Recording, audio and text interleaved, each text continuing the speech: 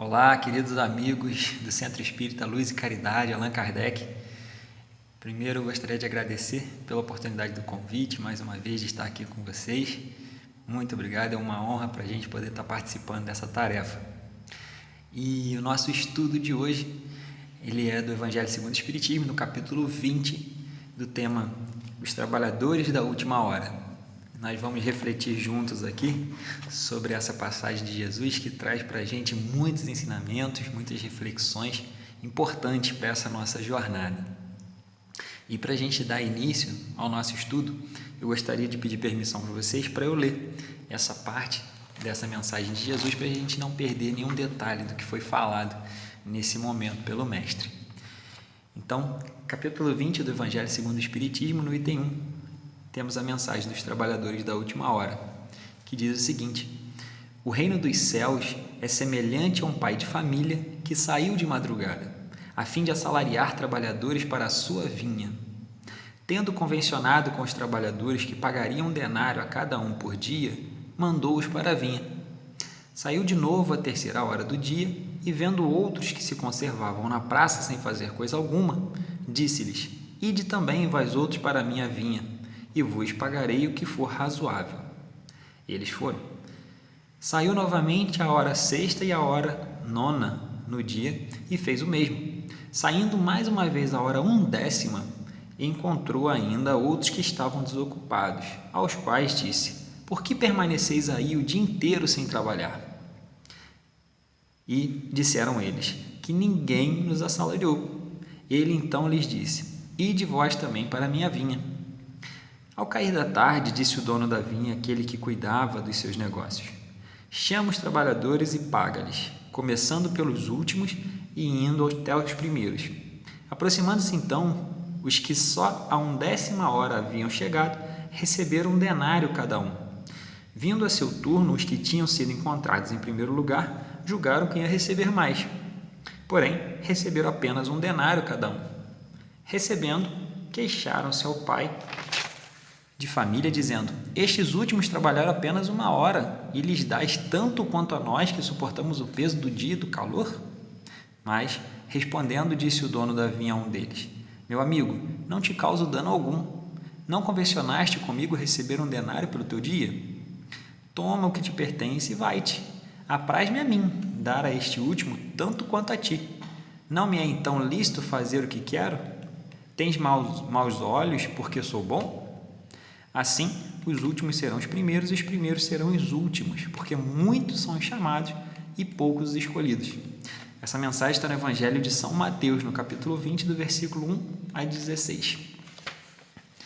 E essa mensagem de Jesus, esse ensinamento do Mestre, ele traz para a gente realmente inúmeras reflexões. Tem muitas questões dentro desse texto que nos remetem há pensamentos sobre a questão da fraternidade, sobre a questão da solidariedade, da generosidade, também a questão do julgamento, da crítica, né? E aí a gente começa a perceber que o nosso Mestre, quando ele nos deixa essa parábola, quando ele nos deixa esse ensinamento, essa orientação, como todas as parábolas do Mestre, traz um ensinamento moral muito grande por trás dela. E nós ainda, seres ainda pequeninos, a gente se esforça para tentar absorver ao máximo dos ensinamentos de Jesus, né? E diante disso que o Mestre nos colocou, a gente pode fazer um paralelo em relação a esses trabalhadores, ao trabalho de Deus, à obra divina e a parte que compete a todos nós, seus filhos, suas criaturas, dentro da obra da criação. Jesus, nesse momento, ele traz uma reflexão importante, que ele diz o seguinte, que tem esse trabalhador da vinha, que ele sai para buscar trabalhadores, né? Esse dono da vinha, ele sai para buscar trabalhadores. Então, ele sai durante todo o dia. Ele sai pela manhã, depois ele volta à tarde, ele volta até no final do dia, faltando 1 hora para terminar o dia de trabalho. Então, ele vai lá e busca todos esses trabalhadores para trabalhar na obra. E quando chega o final do dia, que ele vai pagar todos eles, ele paga de igual maneira para todos esses irmãos. Então, só que ele começa a pagar daqueles que chegaram por último no trabalho. não é? Então tem muitas pessoas ali naquele momento que ficam até um pouco revoltadas, até chateadas, aqueles que chegaram primeiro, né? Fala, como assim? Eu cheguei aqui 7 horas da manhã para trabalhar. O fulano lá chegou 4 horas da tarde e vai receber a mesma coisa que eu? Se a gente fosse olhar apenas com os olhos materiais, realmente haveria uma certa injustiça nisso aí, né? Como que vai pagar a mesma coisa, né? Para a pessoa que chegou às 7 horas da manhã, outra 4 horas da tarde. Com certeza, se chegou às 7 horas da manhã, trabalhou um pouco mais. Só que, na verdade, a visão não é dessa forma, né? A visão principal foi no combinado. Tem aquela expressão que a gente costuma dizer no nosso dia a dia, né? Aquilo que é combinado não sai caro, não é verdade? Então, se eu aceitei ir trabalhar às 7 horas da manhã para ganhar 1 denário, e chega no final do dia eu ganho 1 denário, tá de acordo com aquilo que foi combinado, né? E se eu fui chamado lá 4 horas da tarde e me falaram que eu recebi 1 denário, chega no final do dia eu recebo 1 denário, estou recebendo conforme combinado, certo? Então, não há injustiça, porque todos sabiam ali o que ganhariam, o que receberiam no final do dia de trabalho. Só que aqueles trabalhadores que chegaram primeiro criaram uma expectativa de que poderiam receber mais, né? Na mente deles, na imaginação deles, poderiam receber mais porque eles chegaram primeiro, já que aqueles receberam a mesma coisa. E aí a mensagem de Jesus ela vai trazendo para a gente inúmeras reflexões. Porque, na verdade, quando a gente pensa nessa vinha, quando a gente pensa nesses trabalhadores, quando a gente pensa, na verdade, no fundo moral que Jesus traz nessa mensagem, a gente percebe que o Cristo, ele está falando de Deus, que ele está falando do nosso Criador, e ele está falando de todos nós, humanidade, enquanto trabalhadores de Deus. Então, a doutrina espírita, ela traz para a gente essa visão da imortalidade da alma, e também nos traz a visão da reencarnação, e também nos mostra que todos nós somos filhos de Deus e que fomos criados simples e ignorantes, em algum momento, para alcançarmos um dia a perfeição diante da nossa jornada evolutiva. Somos seres perfectíveis, não somos seres perfeitos, somos seres perfectíveis, ou seja, nós temos a possibilidade de ir trabalhando o nosso eu, trabalhando o nosso íntimo, para ir lapidando as nossas arestas, para a gente ir crescendo, amadurecendo dentro de um processo, para que um dia a gente possa alcançar aí esse estado de espírito perfeito, de espírito puro, que é o fim, o objetivo da nossa jornada evolutiva. Só que a gente entende diante disso, diante dessa imortalidade da alma, diante dessa criação divina, que todos nós fomos criados por Deus. Porém, todos nós fomos criados em algum momento. Talvez não tenhamos sido criados todos juntos, no mesmo instante, no mesmo momento. Então já existem muitos irmãos que estão aí caminhando há muito tempo na nossa frente, né? Outros irmãos que estão aí vindo atrás, né? Isso a gente diz em tempo de criação, talvez, porque segundo a orientação que a gente tem de espiritualidade, o Pai está criando o tempo inteiro, né? Então, espíritos nascem na essência o tempo todo. E se a gente for parar para pensar, abrir só um parênteses aqui, se a gente for falar a respeito dos anos, né, desde a criação do nosso universo, do nosso planeta Terra, a gente começa a entender melhor um pouco isso, porque a gente tem aí a visão, segundo a ciência, de alguns bilhões de anos aí o universo foi criado e o nosso planeta tem aí alguns outros bilhões de anos a menos, né? Então tem um período aí de criação muito grande. Então a gente pensa o seguinte, nessa vinha, nesses trabalhos que todos nós somos convidados a participar, todos nós somos convidados a servir, a ser útil de alguma forma, a gente entende que todos nós somos convidados, somos chamados em algum momento. Nem todos são chamados ao mesmo tempo, né? Até porque nem todos estão disponíveis naquele instante. E essa disponibilidade não é disponibilidade de tempo, né? Essa disponibilidade a gente pode pensar também a respeito da disponibilidade espiritual, a relação com o nosso despertar. Talvez para participar de certa tarefa há a necessidade de ter um despertar espiritual um pouco maior. Para participar de outras tarefas, talvez precise de uma outra visão, de um outro ponto de vista. Mas todos são úteis dentro da obra do Criador. Todos são importantes dentro da obra do Criador. Então, na parábola, chegaram irmãos na primeira hora, na terceira, na quinta, na sétima, na nona, na 10ª hora. Então, todo momento, o dono da vinha ele ia buscar os trabalhadores, ele ia convidar os trabalhadores.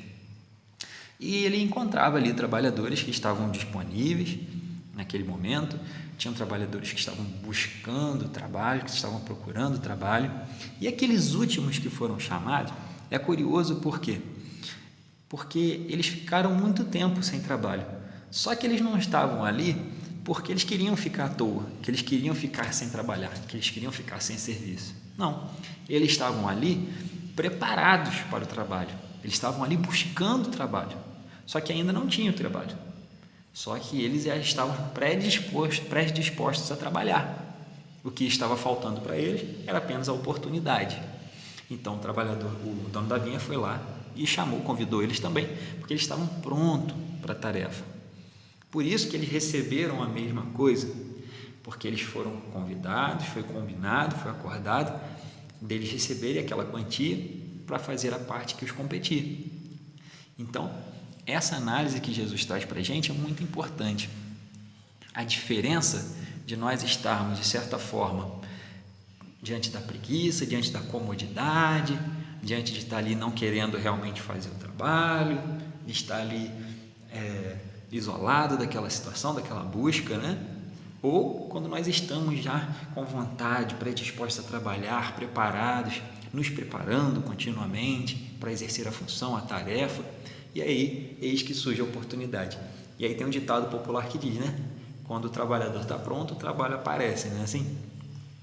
Então, a doutrina espírita nos estimula o tempo inteiro a gente estar buscando estudar, buscando aprender, buscando se transformar, buscando se lapidar, buscando realmente se construir a todo momento. Por quê? Isso vai de acordo com essa visão de progresso espiritual, que nosso progresso é constante, então a gente vai trabalhando por esse progresso, a gente vai trabalhando por essa transformação constantemente, e também a gente pensa que a obra em si do nosso Deus, do nosso Criador, é uma obra contínua. E o Pai sempre precisa de trabalhadores para essa obra. Então é melhor nós estarmos preparados para quando formos convidados a agir, a trabalhar, a servir, que a gente já esteja, né, caminhando aí, que a gente esteja de certa forma pronto para exercer alguma tarefa, né? Então, quando o trabalhador está pronto, o trabalho aparece. Então, essas reflexões são importantes, são necessárias para a gente ampliar o nosso ponto de vista sobre as oportunidades que Deus nos concede a cada dia. Oportunidade de servir, oportunidade de ser útil, oportunidade de contribuir diante da sua obra. E aí, quando a gente fala da obra do nosso Criador, a gente pode fazer uma analogia dessa obra na construção de uma casa, na construção de um edifício, né?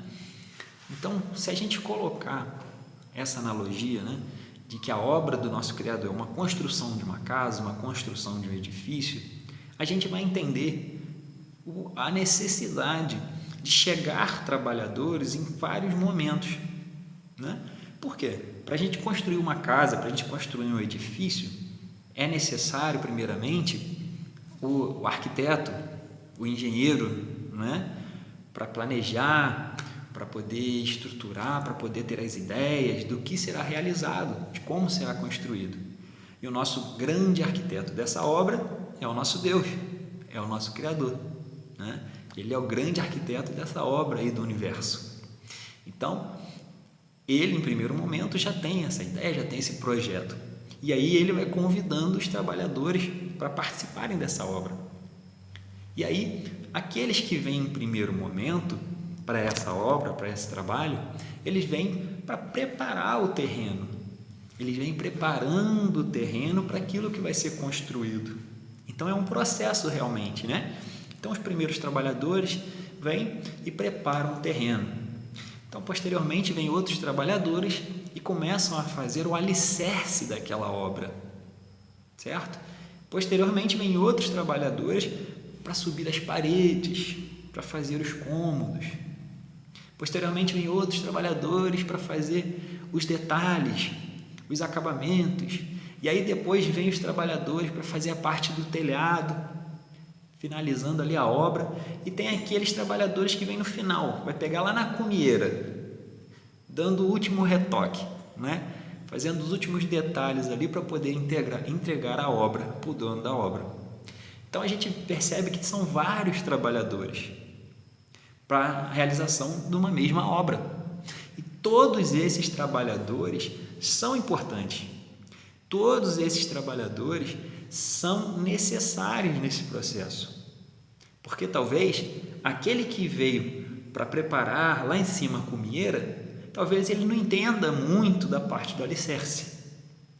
E talvez aquele que trabalhou ali no alicerce, ele não vai saber fazer ali com tanta maestria a parte do telhado, não é verdade?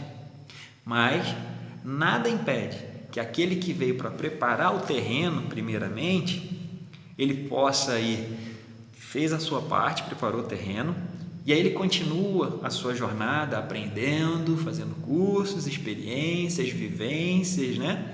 E posteriormente ele volte para ajudar na cumieira, certo? Nada o impede de acontecer isso, não é verdade? E a gente pensa na nossa vida, na nossa existência. Quando a gente fala desses trabalhadores, quando Jesus traz para a gente essa visão desses trabalhadores, Jesus ele amplia isso. Ele está falando ali em um dia de trabalho, mas na verdade é só uma parábola. Porque a gente pode pensar nesse um dia de trabalho em todos esses séculos, em todos esses milênios que a gente já está vivendo aqui nesse planeta Terra e que a obra de Deus está sendo preparada.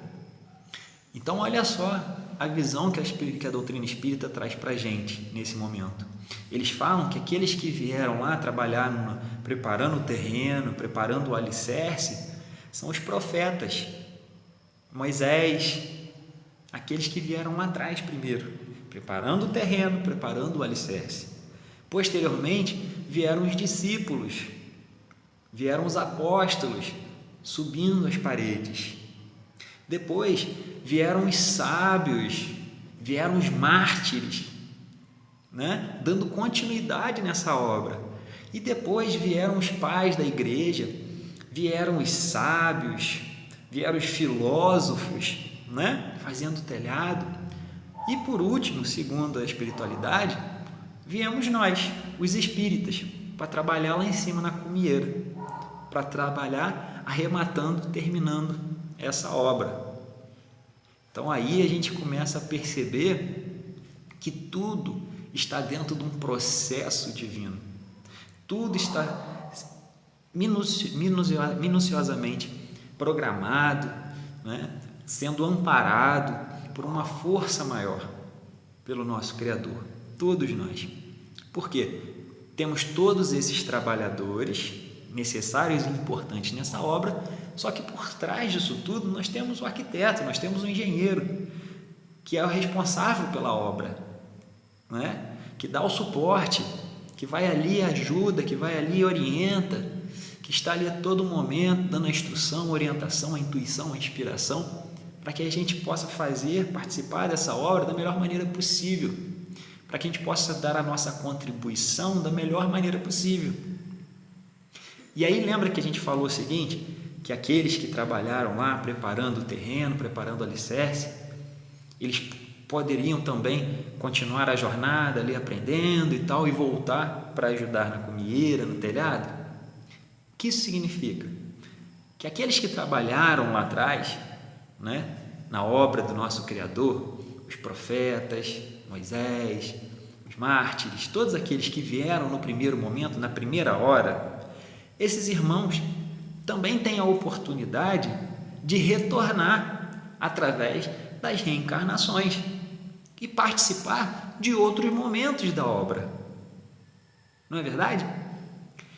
A gente consegue imaginar, consegue entender isso quando a gente pensa nas reencarnações, quando Jesus, naquele momento ele diz, quando ele é questionado, né, sobre Elias, sobre João Batista, que falaram para ele: mas ele já veio, ele já esteve dentre vós, era Elias, a reencarnação de João Batista.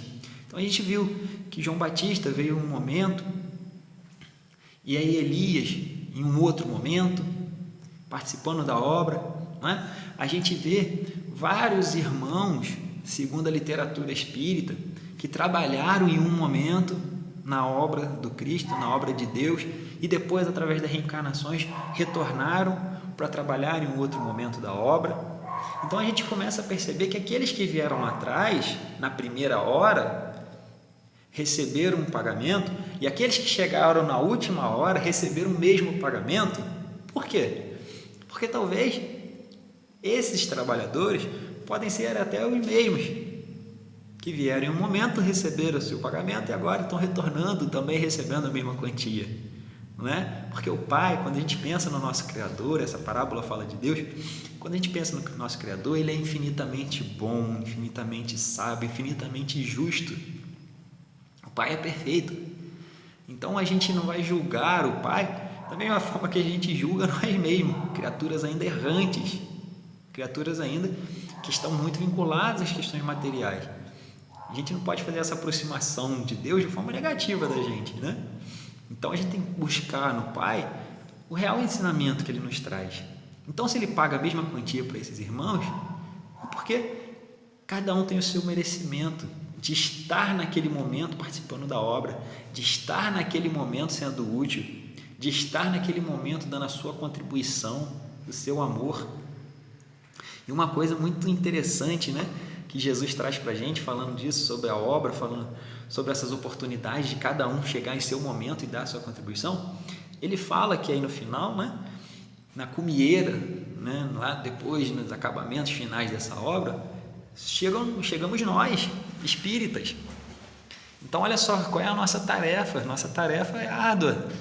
A nossa tarefa enquanto espírita que somos é justamente chegar nesse momento da obra e dar o nosso melhor para que essa obra continue sendo vista, para que essa obra continue sendo ali útil para todos aqueles que virão no futuro, para todos aqueles que virão após a nossa partida.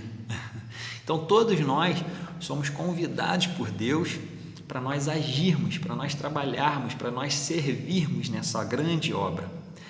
E quando Jesus fala para a gente da obra de Deus, a gente pensa o seguinte: o que é verdadeiramente essa obra?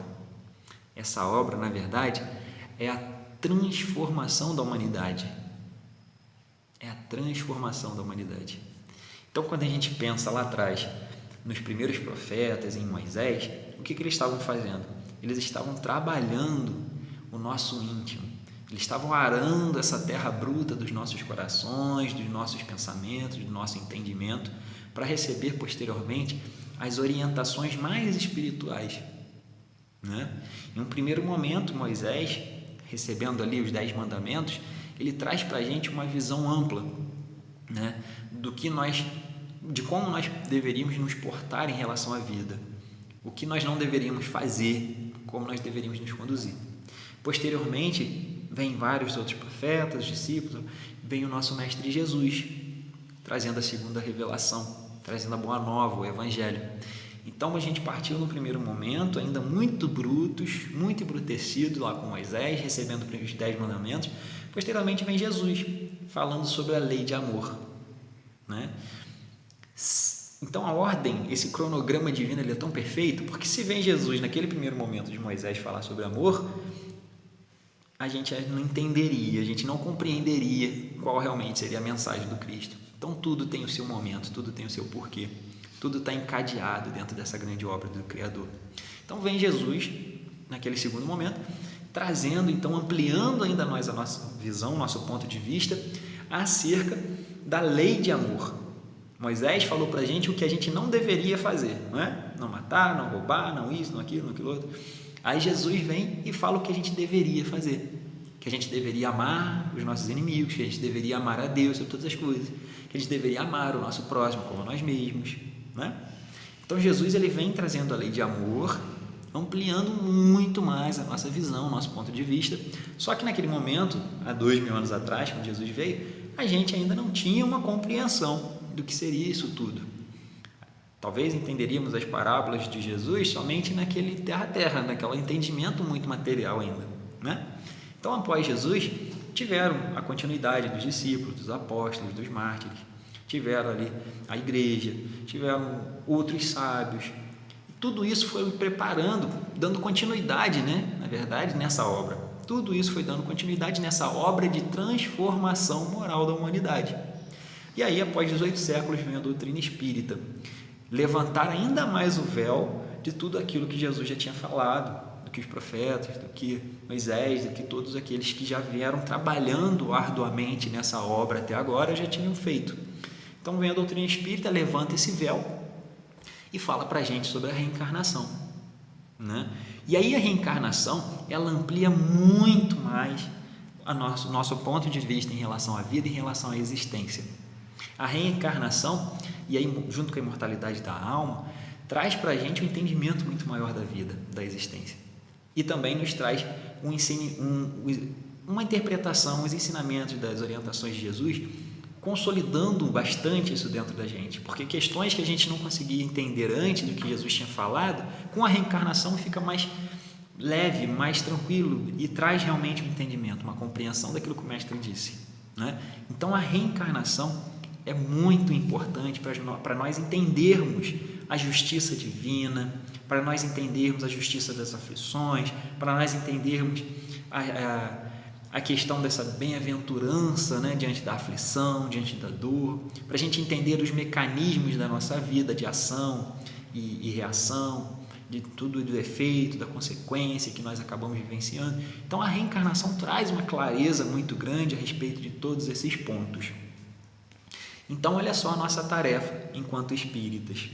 A missão de todos nós espíritas nesse instante, na verdade, é compartilhar ainda mais essa visão da reencarnação, pautada nos ensinamentos de Jesus, pautada nos ensinamentos da espiritualidade, para a gente auxiliar a divulgação, a propagação desse pensamento, dessa visão, porque isso, da mesma forma que nos ajudou a compreender a doutrina espírita, da mesma forma que isso nos ajudou, nos confortando, nos consolando, né?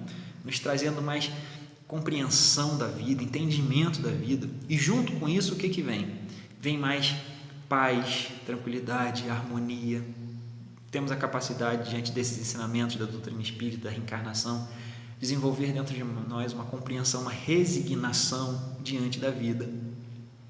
Então a doutrina, o que o mestre nos convida a fazer é que a gente compartilhe esse conhecimento, que a gente compartilhe essa ideia, que a gente leve adiante essa mensagem, para que mais pessoas possam ter acesso a isso e também começar a trilhar esse caminho de transformação íntima, de entendimento, de resignação, de amor, porque isso o mestre nos mostra que é a solidariedade entre os trabalhadores da vinha, a solidariedade entre os trabalhadores da obra.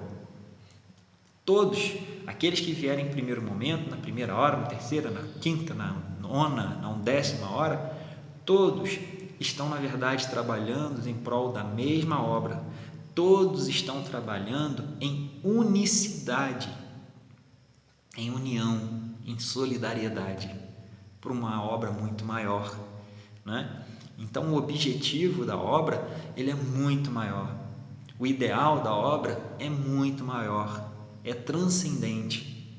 E a doutrina espírita hoje nos traz essa clareza, esse entendimento, essa compreensão de que todos nós somos chamados a participar dessa obra no intuito de dar a nossa contribuição.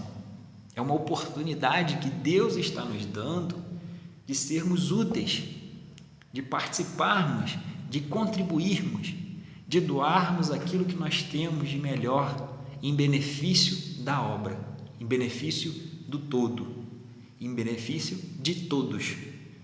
porque nesse ponto Jesus nos traz aí o ensinamento, a visão da fraternidade universal, onde todos nós somos criaturas divinas, todos nós somos filhos de Deus e todos nós estamos aqui para crescer, para evoluir, para progredir espiritualmente, todos nós.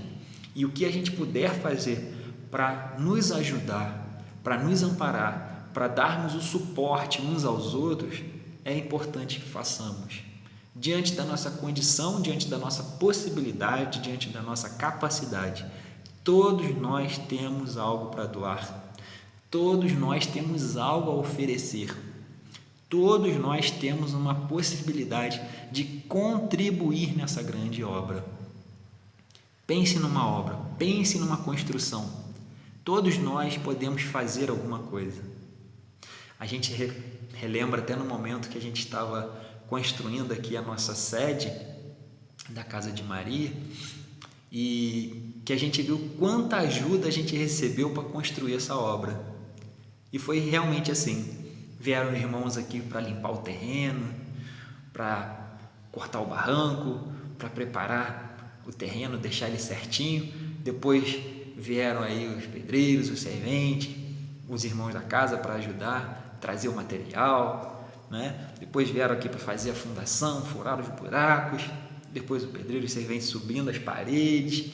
Aí vinham as nossas queridas irmãs da casa para trazer um lanche, para ajudar. As irmãs da casa trabalhando nas quentinhas que a gente vendia para poder angariar fundos para construir a casa, as pessoas que doavam material para a gente, as pessoas que compravam, né, a quentinha para ajudar na obra. Então olha só, olha quantas oportunidades de trabalho, olha quanta oportunidade de servir, quantas oportunidades em sermos úteis na obra. Todos nós temos condições de ajudar, de alguma forma ou de outra. Todos nós temos a possibilidade de fazer algo, de contribuir de alguma forma. Isso é muito importante a gente pensar, é muito importante a gente refletir, porque senão a gente fica pensando que para participar da obra do Criador, eu só posso participar se eu for igual o Divaldo, que atende mais de 5.000 pessoas por dia lá na Mansão do Caminho. Eu só posso participar da obra do Criador se eu for igual Chico, que escrevi mais de 400 livros mediúnicos, que atendia milhares de pessoas lá no seu centro espírita, né? E não é assim. Cada um desses irmãos tem uma tarefa. Cada um de nós temos a nossa tarefa. Cada um de nós temos a nossa oportunidade de servirmos, de contribuirmos nessa obra. E Deus convida a todos nós. Muitos são chamados, porque a obra, como nós citamos alguns exemplos aqui, ela é feita de diversas maneiras. Todas essas maneiras contribuem para o fim, para a utilidade, para o objetivo maior, que é a transformação da humanidade. E quanto mais nós vamos trabalhando nessa obra, quanto mais nós vamos servindo, vamos sendo úteis nessa obra, mais nós vamos nos transformando. Então, quando a gente pensa, eu vou trabalhar na obra que eu quero ajudar a transformar a humanidade. Na verdade, a humanidade começa a se transformar a partir do momento que eu me transformo. Então, se nós nos transformamos, nós estamos transformando a humanidade. Porque nós fazemos parte desse todo, nós fazemos parte dessa grande obra do Criador. Todos nós somos filhos de Deus. E o Pai, infinitamente bom, amoroso, sábio, justo, misericordioso, Ele só apenas pede que a gente contribua. Como o Mestre Jesus nos falou, né? Conhecereis meus discípulos por muito se amarem.